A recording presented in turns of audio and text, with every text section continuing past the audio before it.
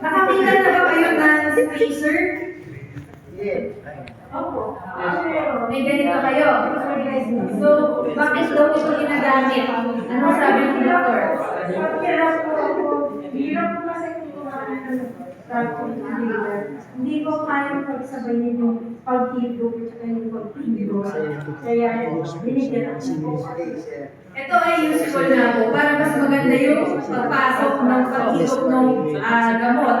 Kasi yung iba sa atin, nahihirapan na isabay yung pag-pindot sa yung pag-hilok. Kaya useful yung ganito yung pala pero meron mga mas malalaki. Useful yan, paghirap talaga na pagsabayin yung pag-pindot at pag-hilok. Okay, first na i-discuss natin yung MDI. Metered dose inhaler. May pressure kasi siya sa loob, kaya pag pinindot mo, lumalabas agad yung gamot. So, paano ba ang tamang paghilok nito? Kala ko puro na nag-delete na ako. So, pare-pareho lang yan pag MDI. Dapat slow and deep. Ibig sabihin, sa atin, magmando sa manahin lang, mabagal at malalim. So, kung ipapuff mo siya, parang may mag-whistle dyan, di ba? Parang kapag umiikot na hangin kapag mag-whistle dyan, di ba? Tatama rin ng Ganun, di ba? yung mga Dahan-dahan, mabagal at malalim. Kailangan mabagal yung pagpasok, pero makakarating doon sa katutuluhan ng bagal ninyo. Okay? Tama yan, Sir Arman. Yung pag yung pamilog mo sa 7 ay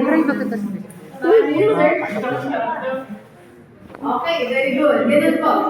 Ano lang, chill lang, kumbaga. Hindi mabilis. Okay? So, ito yung mga general na instructions. Siyempre, tinatanggal yung cup. Tinitingnan yung kung ilan pa yung dose na meron. Sinishake for around 5 seconds. Tapos, kailangan ang tamang hawak dyan. Yung index finger at saka yung middle finger nasa taas, yung thumb mo, yung lalaki nasa baba. So, ang ganyan po yung tamang paghawak para madaling pindutin. Ganon. Okay?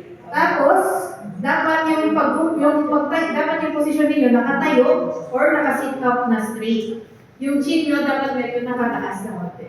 Naka-elevate. Para maganda yung pagpasok ng gamot. Tapos, ilalagay natin tong mouthpiece sa bibig.